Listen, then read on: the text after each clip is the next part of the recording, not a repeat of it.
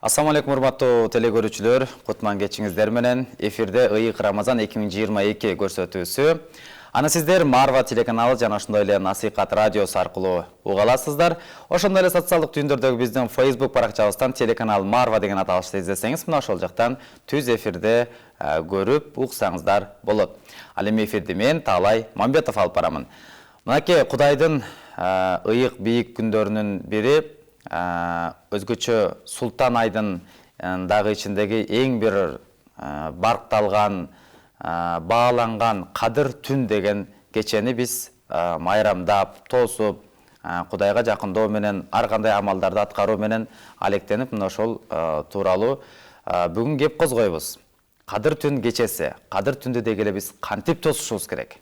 Жакындап калды буюрса, мына ошого даярдык катары кабыл алсаңыздар болот. Студиябыздын коногу Бактияр Шарапов устаз. Устаз, дагы бир жолу кош келдиңиз. Алгач ушул Кадыр деген сөздүн маанисин чечмелеп алсак туура болот го деген ойго келип атам. Себеп дегенде, мисалы, кыргыздарда Кадыр деген диний чөйрөдө, мисалы, Аллах Таала Кадыр зат деп колдонуп жүрөт. Ал эми кыргыз тилине келет болсок, мисалы, кадырлуу, барктуу дагы экинчи мааниси дагы болот. Бул Кадыр түн дегенде, бул Кадыр деген сөздүн мындай чечмелениши кандай болуп калат? Бисмиллахир-рахманир-рахим. Ассаламу алейкум урматтуу муусулман туугандарым. Биринчиден Аллах Таалага чексиз мактоолор жана пайгамбарыбызга салават жана саламдар болсун. Мактоо жана салаваттан кийин Аллах Таала кылган ибадатыңыздарды өзгөчө Рамазан айында тутуп аткан орозоңуздарды толугу менен кабыл кылган болсун. Өтө сонун суроо бердиңиз. Албетте эми буну чынында эле кыргызда да Кадыр барктуу, атак даңктуу деп коет. Эми муну биз башка сөзгө кайрылбастан түпкө негизи болгон Куранга кайрылсак, Куранда өзү Кадыр сүрөсү бар. Ошол сүрөдө Аллах Таала өзү айтат: "Инна анзалнаху фи лайлатил кадр." Албетте биз Куранды Кадыр кечесинде түшүрдүк. "Ва ма адрака ма лайлатул кадр." Биз айтпасак, сен лайлатул кадрды каяктан билет элең? Чынында эле бир адам сурабаса, бир адам айтпаса, билген адам жеткирбесе, анда каяктан билет элең? Деп Аллах Таала өзү айтып атат, Кадыр эмне экендигини-чи. Лайлатул кадри хайрум мин альфи шахр. Бул Кадыр кечеси 1000 айдан жакшыраак. 1000 ай ибадат кылып, 1000 ай тоба кечирим сурап, 1000 ай намаз окуп, 1000 ай тахажжуд намаз окугандан жакшыраак кече деп Аллах Таала өзү айтып атат. Демек 1000 айды биз 12 айга, жылына бир жылда 12 ай бар, ошого бөлүп келе турган болсок, 83 жыл 6 айдан жакшыраак болгон бир түндү Аллах Таала өзү бизге айтып берип атат. Ошондуктан бул кимдин жашы 80ге жетет. Жеткенде деле ал толук өмүрүнө ибадат кылып өтпөйбү? Бул дагы өзүнчө бир белгисиз нерсе. Мына ошондуктан ушул кеченин өтө кадыр барктуу экенин Аллах Таала Куранда айтты. Балким бизге ушул өзү сүрө жетиштүү болсо керек. Анан Кудайым өзү сактасын, бирок мисалы кыяматка 5-күнү болот, жума күнү болот деген нерсе бар да, айтылган сөз бар да. Анан бирок ошол күнкү дагы, жума күнү дагы өзүнүн бир кыяматка болот болгон бир себептер, мисалы бир белги берилет деген сыяктуу. Мисалы күн жылуу да эмес, ысык да эмес, же муздак да эмес деген сыяктуу. Ошондой эле Кадыр түндүн кандай бир биз ошондой бир кандай белгилерди билсек, кандай белгилер бар? Ошону биз Кадыр түн деп кабыл алышыбыз керек. Белгилерден эми ушул эле аяттын уландысында Аллах Таала өзү айтат. Азыр эле Кадыр сүрөсүнүн уландысында Аллах Таала өзү айтат: "Лайлатул кадр хайрун мин альфи шахр, танаzzalul malaikatu var ruh." Ал Кадыр кечесинде жалпы периштелер жер бетине түшөт. Кала берсе варух, Жабраил периште дагы. Танаzzalul malaikatu саламун хия хатта матла'л фажр. Бул кече таң атканга чейин ушундай тып-тынч кече болот. Кадыр кечесинин белгиси, ошол Кадыр кече боло турган болсо, ал түнү иттер дагы үрбөй калат. Ал түнү шамал дагы катуу болбойт, күңгүрөө да болбойт, айлана мемиреген тынчтыкта болуп сакталат. Анан Кадыр кечесинен билингендиги, эртең менен күн чыкканда нурсуз болуп чыгат. Анан ошондо жамгыр себелеп гана өтөт. Ошол эле учурда аалымдарыбыздын айтканды, эгер чынында эле Кадыр кечеси боло турган болсо, ал кечеде деңиздин суулары дагы таттуу сууга айланып калат деген. Мунун белгилери мына ушундай. Демек, бизге беле болсо, ошол күндүн чыгышынан, жаандын жаашынан сыяктуу мындай бир же болбосо тынчтыгынан улам дагы билсек болот. Тынчтыгынан улам дагы. Ооба, бир дагы ит үрбөй, баягы сигнал берилген нерселер дагы жок болуп, айламда карыскор, такыр-тукур деген нерсе дагы жок болуп, тынчтыкта болгон болсо, бул кече демек Кадыр кечеси болгон болот эсептелет. Анан Кадыр түндүн ар бир нерсенин өзүнүн мисалы бир хикматтары, мындай философиясы болот да. Ооба. Кадыр түндүн философиясы эмнеде? Мунун философиясы Пайгамбарыбыз саллаллаху алейхи ва салламга пайгамбар болуп келгенден кийин мурдагы коомдогу Шамун деген баатыр болгон. Ал дин үчүн 83 жыл душман менен күрөшкөн. 83 жыл. Анын эки колунда төөнүн жагы болгон. Ошол жаакты алып алып душман менен согушат түнү күнү. Анан курсак ачса, ошол жаактын тиштеринен суу чыгат, суу саган болсо. А жаактын өзүнө эт болот Алланын кудурети менен. Ошону жеп, ошону ичип эле кайра түнү күнү душман менен согушкан. Бул нерсе пайгамбарыбыз саллаллаху алейхи ва саллам ушул окуя айтылганда пайгамбарыбыз аябай капа болгон. Менин үммөтүм көп жашаса өзү ошону 80 жылга жашайт. Бул адам дин үчүн ушунчалык күрөшкөн болсо, менин үммөтүм мындай ибадат кыла албайбы деп кайгырганда, Аллах Таала пайгамбарыбыз саллаллаху алейхи ва салламдын көөнү көтөрүш үчүн ушул Кадыр кечесини бизге белек кылып берген. Ооба, сенин үммөтүң аз жашайт, бирок ушул кечени таба турган болсо, мурдагылар кылган ибадатты ушул бир кечеде эле ибадат кылып ала алат. Деп бизге берилген, бул өтө бир Аллах тараптан берилген чоң сыйлык. Белек катары. Белек катары. Мисалы, Кадыр түндүн талаптары же болбосо сүннөт амалдар десек болот да. Пайгамбарыбыз кантип өткөргөн, анан кийин биз дагы кантип өткөрүшүбүз керек. Айша энебиз айтат, пайгамбарыбыз саллаллаху алейхи ва саллям Рамазан айы киргенде ушунчалык ибадатка бекем болот эле, көп аракет кылат эле, мурда бир да андай ибадат кылбагандай ибадат кылат эле. Ал эми Рамазан айынын акыркы 10 күндүгү келгенде андан 5 эсе, же болбосо андан көп тырышып ибадат кылат эле, мурда бир да мындай ибадат кылбагандай ибадат кылат эле дейт. Демек, бул күндөрдү ар бирөөбүз Куран окуу менен, намаз окуу менен, зикир тартуу менен, дуа кылуу менен, кечирим суроо менен, кыскасы өзүбүздү пайдасы жок нерсе менен алектендирбей, балким дин иштери менен болуп алектендиришип өткөрүшлүк бул пайгамбардын сүннөт жолу мына ушундай. Мисалы, көбүнчө уктабай түнү менен намаз окуп, же болбосо бир Куран окуп, жакшы амалдар менен деп атпайбызбы? Ооба. Анан түндүн бардык бөлүгүн мындай уктабай өткөрүү абзелби, же болбосо кайсыл убакка чейин ушундай ибадатты көбүрөөк кылып, анан кайсы убакта уктаган жакшыраак? Албетте, бул негизиден пайгамбарыбыз өзү Кадыр кечесини акыркы 10 күндүктүн так күндөрүнөн издегиле деди. Акыркы так күндөрүнөн. Издегенде ошол так күндөрү демек кеч киргенден таң атканга чейин уктабай намаз окуп, Куран окуп, дуа кылып, ошол Аллах Тааланын улуктугун айтып, зикир тартып, таң атканча уктабай өткөрүштүк бул жакшы. Сүннөткө ылайыктуу мына ошол. Ооба. Сиз өзүңүз мисалы жыл сайын кандайдыр бир өзгөчөлүк болуп, кантип өткөрөсүз? Же болбосо коомчулукка кайрылуу, мечитте баян жасоо мененби?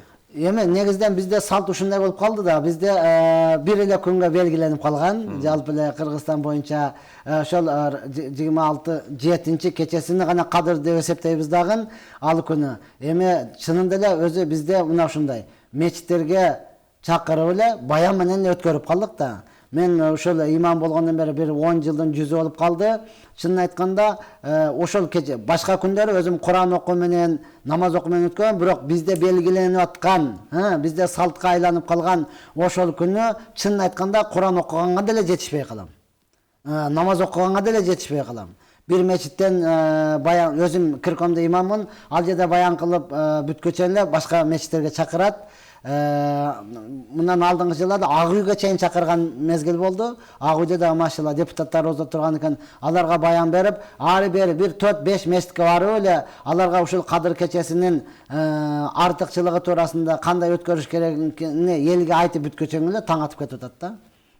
Негизи сиздин оюңуз боюнча ошол Кадыр кечеси күнү баян кылган жакшыраакпы же ага чейин түшүндүрүп, ал күнү ибадат менен алек болгон жакшыбы? Негизи ага чейин түшүндүрүп, анан ал күнү ар бир адам өзү ибадат менен болгон жакшы. Эми жалпы бизде коом ал деңгээлге жете элек дагы айласыздан гана ушулар жөн эле телефон чукулап өткөрбөсүн. Ушулар жөн эле ошо мечитте отуруп деле бири-бири менен саясат түзүп эмне иш кылып атасың деп бири-бири менен таанышып албасын деп гана барганга аргасыз болобуз. Ошолор да кичине ибадат кылып калсын, ошолорго жеткирип калайын, мойнумдагы карызды мен айтып калайын деп гана. Негизиден өзү менин оюм шариатка кызыктырбайт. Негизи пайгамбардын сүннөтү, деги эле сахабалардын сүннөтү, ар бир адам өзү так күндөрүндө намаз менен, Куран менен, дуа менен, зикир менен, ибадат менен алек болушлук жакшы нерсе бул. Кадыр түнгө биз мисалы кантип даярдык көрсө ар бир нерседе бир кармашка же бир жарышка катыша турган болсоң сөзсүз алдын ала даярданасың да. Ал ошол тармак жөнүндө окуйсуң же машыгасың дегендей да. Анан ушу бир ороз айынабы же болбосо кадыр түн кечесинеби биз кантип даярданып кандай жолдорду тутушубуз керек? Негизиден ошол кадыр кечеси келе жаткан учурда чынында эле даярдыгын алдын ала ар бир мусулман Куран окуганды үйрөнүш керек. Ар бир адам Куран окуганды үйрөнүш керек. Анан машалла Куран окуганды, намаздарды окуганды, дуа кылганды, эмне деп дуа кылышты да билиш керек да. Эмне деп суранам, колум көтөрүп эле тура беремби? Бая жаттаганым бат эле бүтүп калат экен 5 мүнөттүн 10 мүнөттүн ичинде дебей, керек болсо дуаларды катары менен жазып алып болсо дагы даярданыш керек. Дуаларды толтура жазып алып, Куран окуганды, намаз окуганды үйрөнүп, анан өзгөчө ошол кадыр күнүнө тосо турган күнүнө билесиң да, бүгүн мен кечинде тосом. Күндүзү чындап эле жатып, эс алып уктап алыш керек. Укташ керек. Кадимкидей элечи, күндүзү эс алып уктап, түнкү. Себеби инсан биз таш эмеспиз, темир эмеспиз, жыгач эмеспиз. Инсан алсыз, күчсүз. Бизге Аллах Таала уйку деген нерсени берген. Ол чындап эле уктабасаң, чарчабасаң тик турган менен уктап кала бересиң. Анан чарчагандан кийин мээ чарчай турган болсо, көзүң ачык бойдон эле сүйлөп атса да угасың, бирок жооп бере албайсың да. Ошон үчүн эң негизгиси ага чейин Куран, намаз, дуалардын бардыгына даярдап алгандан кийин ошол күнү күндүзү жакшы уктап, анан кечинде тың абалда ар бирин өзүнүн ордуна коюп, окуп, кадыр түндү өткөрүш керек. Мисалы ошол кадыр кечесинде айтыла турган атайын бир мисалы сүннөт дуалар дейли. Сүннөт дуа же болбосо намазда мисалы пайгамбарыбыз кайсы сүрөлөрдү окуган, же канча рекетте окуган, ошол сыяктуу да бир атайын дагы нерселер барбы? Сүннөт дуалардан Айша энебиз пайгамбарыбыз саллаллаху алейхи ва салламдан сураган, эгерде мен ошо Лайлатул Кадр экендигин билип калсам эмне кылам дегенде, пайгамбарыбыз саллаллаху алейхи ва саллам айткан, сен ушул дуаны айткан: Аллахумма иннака афуун тухиббул афва фа'фу анни. Ушул дуаны айткан деген. Бул дуанын мааниси: Аллахым, сен кечиримдүүсүң. Кечиргенди жакшы көрөсүң. Мени кечиргин деп ушул дуаны кылган деген. Албетте бул сүннөт. Андан кийин намаз окуй турган болсо, чынында эле мында факра ма таяссара минал Кур'ан, Алла Таала Куранда өзү айтат, сенге кайсынысы жеңил болсо ошону кыла бергиле. Сен Курандан канча сүрө жаттагансың, кайсы сүрөлөрдү билесиң, ошону окуп, эки рекеттен намаз окуй бересиң. Өзгөчө мына сүрөсүн окушуң керек, мына сүрөсүн окусаң жакшы болот деген эч нерсеси жок. Демек, ыңгай келген. Ыңгай өзүңүзгө жеңил болгону. Кайсы сүрөнү жеңил. Мисалы карылар, алар баш аяк бир дейли аларгачы. Бизге окшогондо акыркы кыскалары да, кыскалары. Ошондон кайсынысы жеңил боло турган болсо, ошолорду окуп, намаз окуп, анан дуа кылып, зикир өзгөчө. Ошол күндө пайдасы жок, лаяны деп коет, эч кимге пайдасы тийбеген, уккан адамга деле, сүйлөгөн адамга деле пайдасы тийбеген нерселерден алек болуудан тыйылып, толук ибадат менен өткөрүүгө аракет кылыш керек. Кадыр түндү мисал айталы, кээ бирлери балким билип туруп чарчап уктап калат. Чарчап калат эле, жумушуна мисал, ар кандай шарттуу болот да. Жумушунан жооп берилбейт, ар кандай кырдаалдар болот. Же болбосо кээ бирлер тосконго мүмкүнчүлүк болбой калды. Же айрымдары мисалы билип туруп деле тоспой койгондорубуз болот. Бул адамбыз да. Анан эгерде биз кадыр түндү тоспой калсак, эмнеден кур калабыз? Тоспой калсаңыз, 83 жылдык ибадаттан кур каласыз. Эми кийинки Рамазанга чейин, жакшы ниетиңиз бар, бирок ага чейин ким бар, ким жок. Ал учурда дагы насип кылабы, кылбайбы деген сөз бар да. Ошондуктан пайгамбарыбыз өзү дуа кылат эле. Ражаб, Шабан айында пайгамбарыбыз өзү дуа кылат эле. Аллахым, бизге ушу Ражаб, Шабан айында берек бергин, бизди Рамазан айына жеткиргин деп пайгамбар дуа кылат эле да. Ал сиз айтканда биз билсек деле, билбесек деле, дуа кылбасак деле жетип келдик. Рамазан айы эсептелип акыркы күндөрү калды. Эми ушуну дагы ушул капилеттикте өткөрүп кое турган болсо, анда өзүңдөн гана көр да. Пайгамбар хадисте aytgan, la yalumanna illa nafsahu, kıyamet günü başkadan emas, özüңдөн gana kör. Ayıp özüңdө gana. Başka hiç kim ne dersen, uşunça ibadattan kork aldın. Bu öte çoğun ökünüştüğü nerse da. Keyin geçen kim var kim yok. Jetsen dağı nasip kıla kılbayбы, mına uşunday nerse. Мисалы, мен ушул болуп калам, жеткинчек балдар, окуучу курактагы балдар эми кадыр түндү жакшы эле аракет кылышат, бирок кээ бирлери айрым бир туура эмес дагы иш аракеттер болуп кетет да, ошо кадыр түнү. Ана ушулардын кесепети кандай болуп калат? Кээде айрым бир шылдың да иретинде кетип калат да, эми тамашаланып же. Туура айтасыз, өтө туура айтасыз. Ошондуктан мен айтат элем, жалпы элибизге, жалпы журтубузга, жалпы мусулмандарга бул кадыр түн тосуу деген бул кудум эле жаңы жылды тоскондой, же болбосо туулган күндү тоскондой эмес булчу. Бул деген Алладан обочолонуп, бул кадыр түн күнү ал дасторкон жасаланышы шарт эмес. Анан жалпы туугандар бир жерге үйүлүп алыш деле шарт эмес.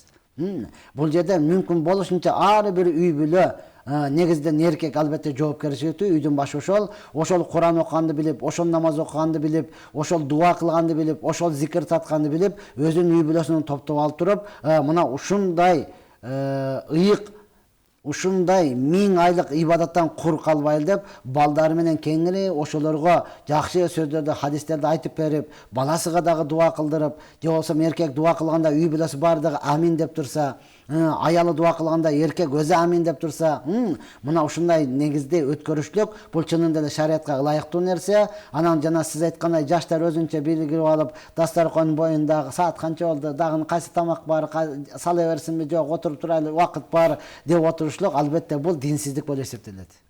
Бул динсиздик, бул деген өтө өкүнүчтүү. Чынында эле мынтип отургандан көрө отурбай койгон жакшыраак. Анткени себеби мынтип тосушлук бул шариатка жаңылык киргизүү, бидагат дагы болуп эсептелинет. Өтө бул кайра сооп табыштын ордуна күнөөкөр болуп калат. Ошондуктан биз айтабыз, эгер айла жок болот болмосо айласына мешитке кел дейбиз да ошондон. Эми мешитке чакырып алып, ушундай адамдар мешитке келгенден кийин булар чынында эле Куран окуганды билбейт, намаз окуганды билбейт, карап эле отурат, ким келет экен, дагы ким сүйлөйт экен деп элечи. Айласыздан анан ошолорго сүйлөп бере турган, машалла жакшы түшүнүп бере турган устаздарыбызды, аалымдарыбызды чакырып, айласыздан гана сүйлөтөбүз. Ага сүйлөйм деп отуруп, көпчүлүк адамдар өзү намаз окубай калат. Эми башка күндөргө аракет кылып атабыз, иншалла так күндөрүнүнчү. Ошол учурда Куран окуп, акырага ошол Куранды хатым кылып, биротоло дуа кылып, ый менен Аллах Тааладан тооба кылып бүтүрөйлү деп, ары бир машалла Аллах Тааладан корккон таква инсандарыбыз аракет кылып атат. Сөзсүз булардын шарафаты дагы бизге тиет деген үмүттөбүз. Негизи ар бир инсан үчүн, же болбосо эркек киши үчүн кадыр түндү үйдө тоскон жакшыраакпы же мечиттеби? Жок, үйдө тоскон жакшыраак. Үй бүлөсү менен. Ар бир мусулман, ар бир адам өзүнүн үй бүлөсү менен үйүндө тоскону бул шариатка ылайыктуу нерсе, бул чынында эле ибадатка татыктуу нерсе. Үйүндө тоскон жакшы. Эми бизде айтып атпаймынбы, бизде жалпы эми эле динге келип көпчүлүк адамдарыбыз эми эле өзү түшүнүп атат да.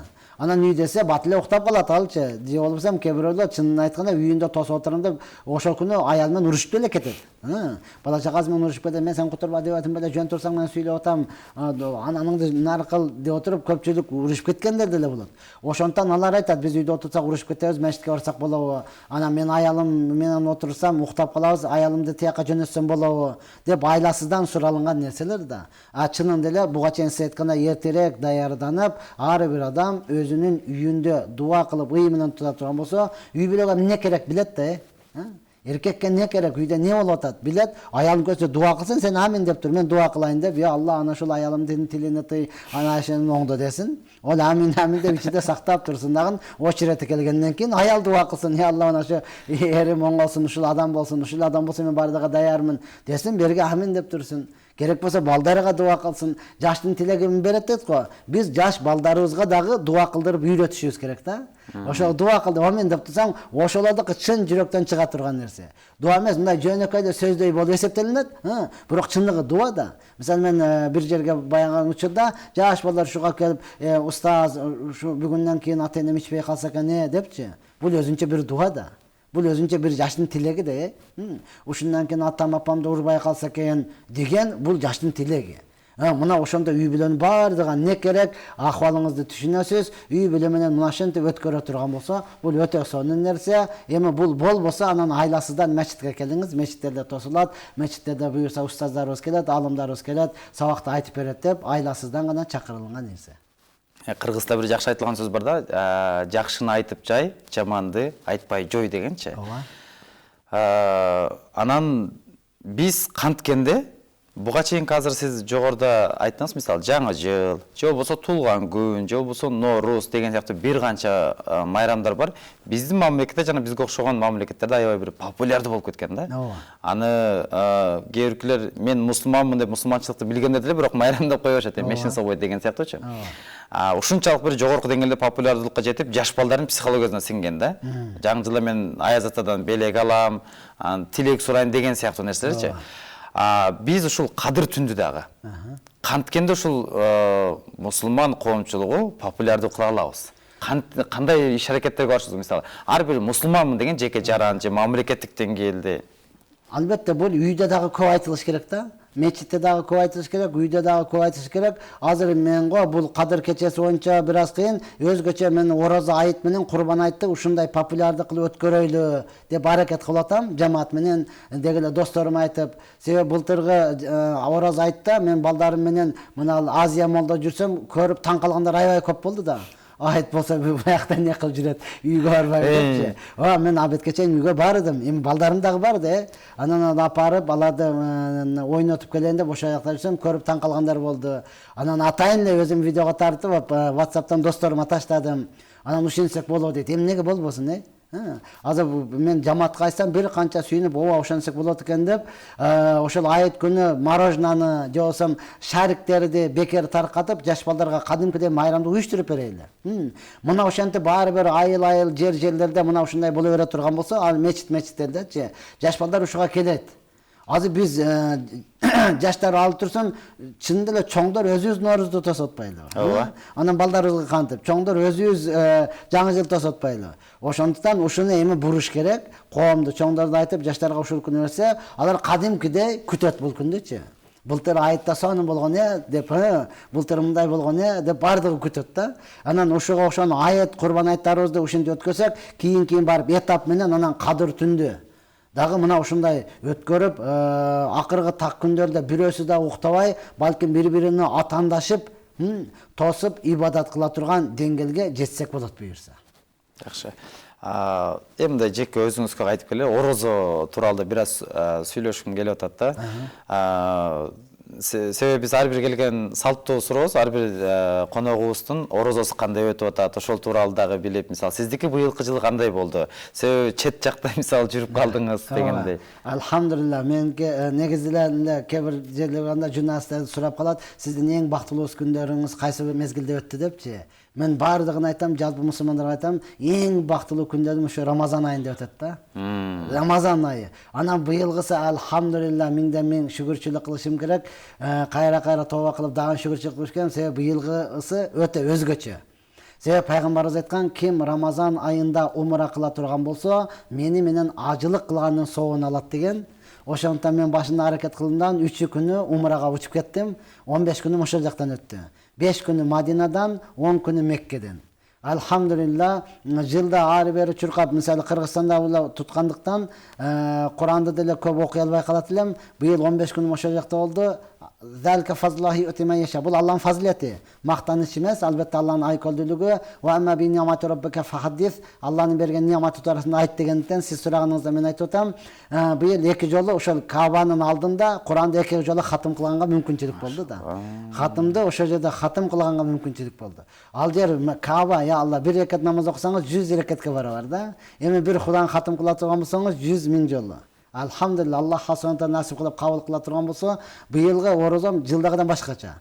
Чынында эле мага азыр канчанчы күнүм эмне болуп кетти түшүнбөй калдым да. Себеби мен 15 күнүмдүн машалла орозом так жарымы Мекке Мадинада ыйык жерде өттү. Ал жердегилер да арабтар менен сүйлөшүп, аларга дагы сабак берип, машалла, алар дагы кубанып, быйылгы орозом алхамдулилла Алла кабыл кылган болсо, мен баягы чынында эле өзүм баягы довольныймын дейт го. Ушундай өзүмө ыраазымын болупчу. Ушул Рамазанга жеткениме шүгүр деп ушунчалык аябай бир кубанычтамын. Негизги эң бактылуу күндөр жалпы мусулман үчүн ушу Рамазан айында өтөт да. Азыр карасаңыз эртең менен сохор, ооз жапкан саарлыкты эле не кыласыз? Берекелүү тамакта. Пайгамбарыбыз Анас разияллаху анху чакырган, кел, берекелүү тамакка кел депчи. Анас убакыты аз калды, кел тамак жеп ал деген эмес. Берекелүү тамакка кел деп чакырган да. Уже ушундан эле мусулмандын берекеси башталды. Ана Багымдатта уже уктап калам деген понт жок да, мүмкүнчүлүгү жок. Болду, жөнөгөндөн кийин эле мечитке барасың, алхамдулилла. Ошол жерден Багымдатта окуйсуң, дем уктабайсың. Эртең ороза чыккандан кийин бул нерсе жок да. Анан эле барып ошол менен эле уйку обедке чейин, пешинге чейин. Пешинде барасың, пешин окуйсуң, бирөөгө 1 сом берсең, зекет берди деген суал атасың да, садака. Бирөө турган экен, 1 сом да берип койдуң. Чөнтөңдө түшүп эле калат, 5 сомду берип койдуң. Бул не кылды? Зекет берди деген суал атасың. Эгер байлар зекет берген болсо, бул 70 жылдан бери зекет берип келатат деген суал атат да. Караңыз, бирөө сөксө, мен орозомун дейсиз. Эч ким менен сөгүшпөйсүз, эч ким менен урушпайсыз, эч ким менен талашпайсыз. Сабык мен орозомун. Пайгамбар айткан, бирөө сага бакырып ачууланса, орозосуңбу? Мен орозомун деп айтып кой деген. Мен орозомун десең, биздикилер дагы алхамдулилла ушуна түшүнгөн, кечиресиз, таксыр, неме, ачуулук калтырып алдым дейт, баардык өзүнү кармайт да. Эми каласаңыз, асырдан кийин эле болду, озачарды күтө турган мезгил. Аллах Таала өзү айтат, орозо кармоочуга 2 сүйүнүч бар. Бирөөсү озачар учурундагы. Акыйкатта муну орозо туткандар гана билет да. Азыр эле озачтык, мисалы, алдыңдан эле жейсиң, бирок ошондой болсо дагы досторкону понни карап чыгасың да. Тектан беричи. Не бар экен? Ошол эле алдыңда турат. Бирок ошондой болсо дагы карайсың да. Анан дуа кылган, дуалар кабыл болот, машалла. Аллах субхана таала Муса алейхиссалам Аллах Таала менен сүйлөшүп, "Я Алла, мен сен менен түзмө-түз сүйлөшүп атам. Мындай дагы кереметти эч кимге бербейсиңби, мага да бердиңби?" дегенде Аллах субхана таала айтат, мен сен менен 70 000 пардан артынан сүйлөшүп атам. Мухаммедтин үммөтү орозо кармап дуа кылган учурда, озачар учурда, мен пардалардын бүт баарын алып салам деген да. Ошол учурда дуа кылып атасың, бирок ошонсо дагы баягы сүйүнүч да, саатты карап коесуң. Кайра-кайрачы. Дуа кылып атасың, бирок саатты тиктеп коесуң, ушунчалык сүйүнүч да. Эми болбосо бир эле карыш курсак, ушу дасторган бүтүндөй жеп алчудай болосуң да. Ушундай жейсиң, машалла, бул өзүнчө сүйүнүч. Андан кийин Аллах Таала айткан, Райян бейишине киргенде. Машалла, курсагың ары бери тойгозуп болгучаң эле, кайра даарат алып туруп куптанга жөнөйсүң. Таравих намазы. 20 рекет. Я Алла, бардык мечиттер боюнча керек болсо кээ бир мечитте 1 парадан Куран хатым болуп атат. 10 сүрөдөн 20 кыскасы 20 рекет таравих. Ар бир 4 рекетте жалпы хор менен ла илаха илlallohu nestagfirullah nes'alukal jannata wa na'udhu bika minan nar. Пайгамбар саллаллаху алейхи вассалам айткан, сахабаларга айткан, силер Рамазан айында 2 нерсени көп айткыла. Ал эми 2 нерсени айтпасам дагы кыласыңар деген.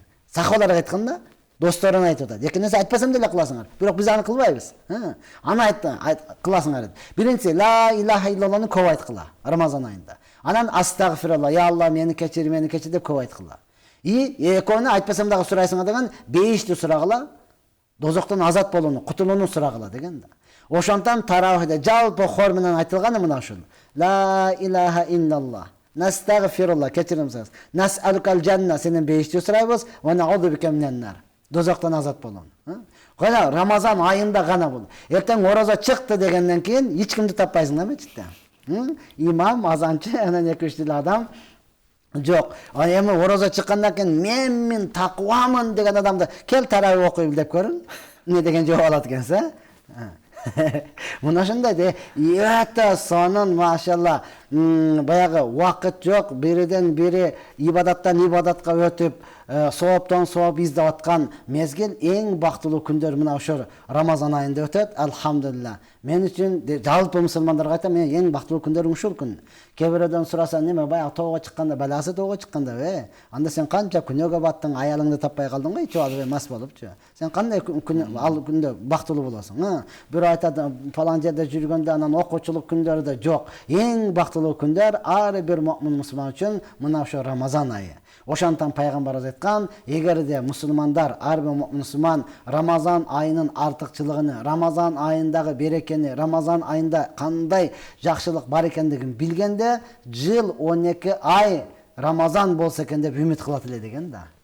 Жыл 12 ай. И пайгамбардын достору ушу Рамазандын күчү менен 6 айга жетишкен. 6 айдан кийин кайра Рамазанды күткөн да. Кайра Рамазанды күткөн. Рамазанга жетсек Рамазан кайра күтүшкөн. Мына ошондуктан алхамдулилlah быйылкы жыл Аллах Субхана Тааланын берген артыкчылыгы, Аллах Субхана Таала өтө эмне кылды? Мени жакшы көрдү. Кыскасы канча дагы Аллах Субхана Таала пайгамбарыбыз менен ажы кылгандын мүмкүнчүлүк берди. Ошентип кече жума күнү келип калдык. Быйылкы орозо ошентип өтүп атат. Кудайым кабыл кылсын. Амин я раббал аламин. Жана сиз мен орозом деген сөздө мындай айтып койгула деген нерсени айткансызда, мен бир окуяны өз көзүм менен көргөн окуяны эстеп кеттим да. 1-2 күн мурда жумуштан чыгып келатсам, бир байк аябай бир жалданып алып кыйкырып атат да. Кыйкырып аткандан кийин бирөө кыйкырып, мен көргөн жокмун. Унаанын ар жагында турган экен. Анан жакыныраак келип калдым, 20 метр алсын. Жакын келсем, анан бир байке тескери карап басып бараттыр. Анан ал артынан дагы деле ачууланып кыйкырып келатат. Экөө кесиптеш экен. Анан бир убакта карап туруп, мен орозомун деди да. Болду. Ошентип туруп анан бурулуп кетип калды. Эмесем эгерде ошол жерде орозо болбогондо балким бир өтө чоң чыр чыкмак. Бул дагы бир чоң кандай десем, тарбиянын айы экенине дагы бир бар экен да. Далил да. Тарбиянын айы. Эми бул Рамазан айы өзү тарбиялай турган ай да. Жылына бир эле жолу келет. Бул ушул бир эле ай ичпе, жебе, сөкпө, унчукпай жүр, андан кийин калаган кыла бер деген эмес. Балким ушул айда тарбияладыңбы? Жебесе болот экенби? Ичпесе болот экенби?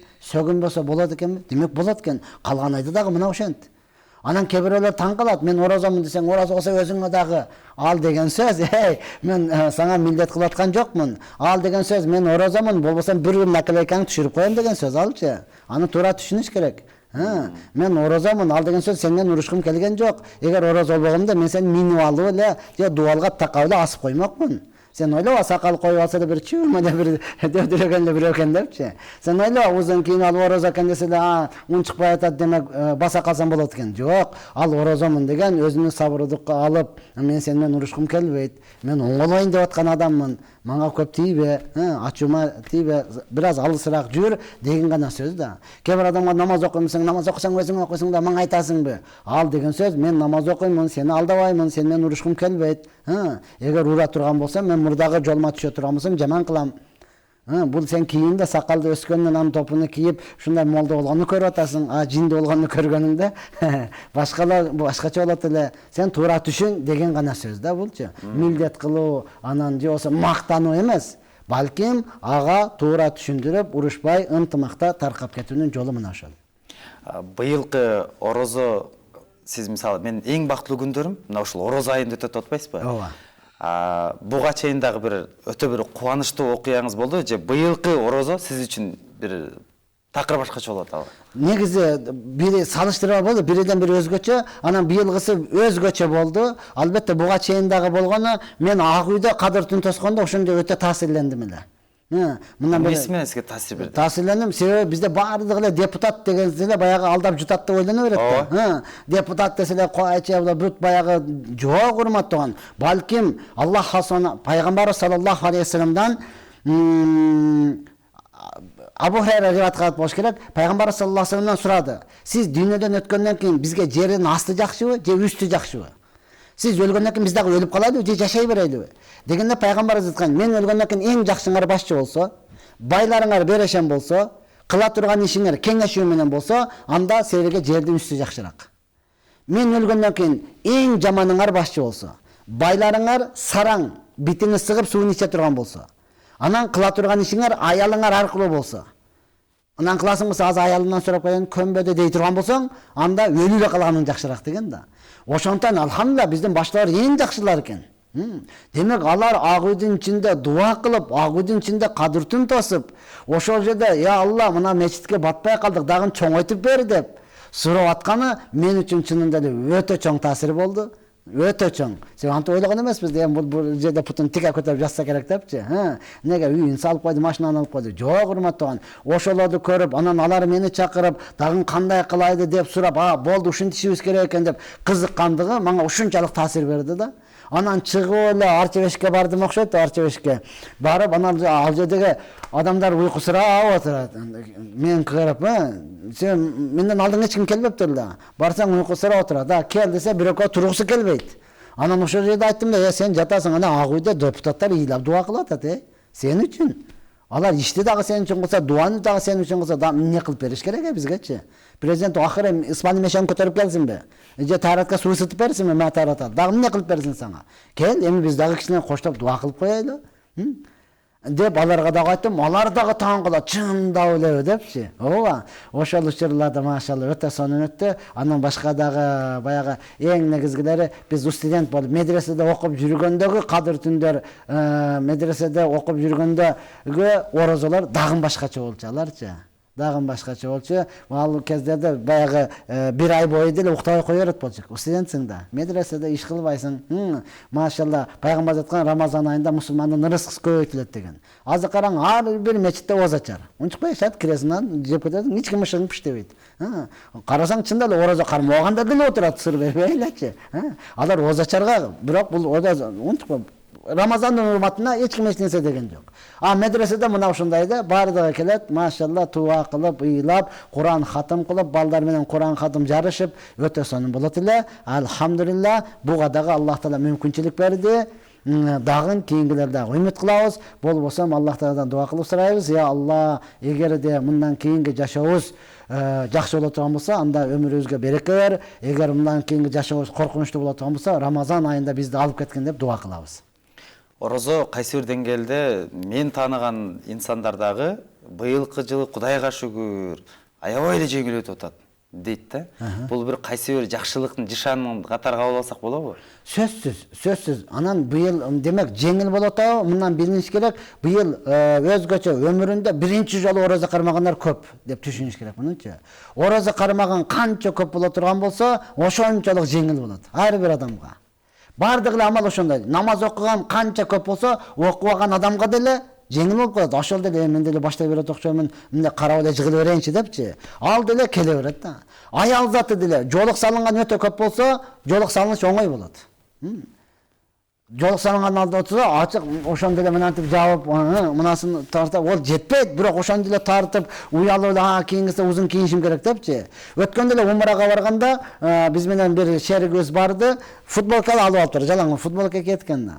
Анан Мадинага да жүрдүк 5 күн. Меккеге барганда ачык эле айтты да, дамыла жүр, бир кийим алайынчы, бир 10 күн болсо да мусулманча жашап кетейинчи депчи. Неге ужа ал жеңи кыска кийгенден уялып калды, эркек болсо дагычы. Неге ал жерде чөйрө жалаң бардыгы жер карап, бардыгы бири-бириге я хажы деп кайгырат да. Хажы мындай туртасыз, хажы барды бириге хажы деп кайрылат. Мына ушундай жумшак болуп бардыгы узун кийгенден эркек болсо деле уялып калды. Мына ошондой намаз окуган көп боло турган болсо, орозо кармаган көп боло турган болсо, өтө жеңил болот. Ансыз деле Рамазан айынын өзүнүн берекеси бар. Чындыгында Саратанда өткөрдүк го, канча ысыкта, 17 сааттык убакыттарды өткөрдүк го. Азыр эми кыска тембоду, мына 2-3 күндөн бери күн салкын, мунун өзүнүн берекеси бар. Ошондон тутпай жүргөндөргө айтат элем, коркпой эле кармай бериңиз. Коркпой эле. Медицинанын айтышы боюнча, эң арык адамда 1 эле май болот экен да. Эгер ушул медицина айтканы туура боло турган болсо, сизде майды караң, курсак мындай чыгып турат, оңочулук менен өлбөйт да бул. Биз кичинебизде ажымана жасап, мынантип тырышып пресс чыгарат элек да. Азыр карасаң, азыркы топпок болуп бирөө эле чыгып турат да. Бул 1 жыл орозо кармаса деле мына пресстин жоголушу кыйын нерсе. Ошондуктан машалла бул Рамазан айынын өзүнүн берекеси, өзүнүн урмат сыйы бар. Ар бир адам аракет кылып кармаса, оңой эле жеңил, коркконго кош көрүнөт дегендей. Көз корко кол батыр дегенде коркуп бересиң, мен тутуп көрбөгөн эмесмин, анан ачып алып кайра күнөкөр болуп каламбы деп эле шайтан коркута берет. Бирок кирип ала турган болсоңуз, я Алла, ушунчалык жеңил нерсе. Рахмат. Убакыт бир аз аягына келип калды, бирок ошонсо да сизге бир кыргыз элине кайрылуу катары жыйынтыктоочу сөз берейин. Урматтуу менин мусулман бир туугандарым, албетте өтө кадырлуу күндөрдө же болбосо ва ахиратхум минан ниран дозоктон азат боло турган күндөрдө жашап атабыз. Эсептелүү күндөр калды. Ошондон менин мусулман бир туугандарым, ушул күндөрдө Кур'ан окуу менен, дуа кылуу менен, Аллахтан кечирим суроо менен, бейишти үмүт кылуу менен дозоктон азат болууунун аракетин кылайлы. Пайгамбар саллаллаху алейхи ва саллям айткан: ким кадыр түндө иман менен жана толук ишеним менен тоса турган болсо, бардык күнөөлөрү кечирилет деген. Пайгамбарыбыз акыркы 10 күндүн так күндөрүнөн издегиле деген. Ошондон балким өтүп кеткен болушу мүмкүн. Эми үмүт кылабыз келечекте 21, 23, 27, 29, 30 күндөрдөн бардыгыбыз издейли. Аллах таала бардыгыбызга ушул 83 жылдык ибадатты насип кылган болсун. Ва ахири давана алхамдулиллахи раббил аламин. Ассаламу алейкум ва рахматуллахи ва баракатух. Алейкум салам, чоң рахмат устаз. Ар бир кылган дуаларыбызды, ибадаттарыбызды Кудайым кабыл кылсын. Сиздин да корозоңузду кабыл кылсын. Амин я раббил аламин. Ал эми урматтуу телегөрүүчүлөр, ушуну менен биз бүгүнкү эфирибизди жыйынтыктайбыз. Сиздердин да корозоңуздарды Кудайым кабыл кылсын. Дайым Марва телеканалы жана ошондой эле Насихат радиосу менен бирге пайдалуу эфирлерди, уктурууларды угуп, көрүп туруңуздар деген үмүт менен мен Таалай Мамбетов бүгүнкү программаны алып бардым. Кайрадан эфир аркылуу көрүшкөнчө сак саламатта, амандыкта көрүшөлү. Жакшы туруңуздар. Ассаламу алейкум ва рахматуллахи ва баракатух.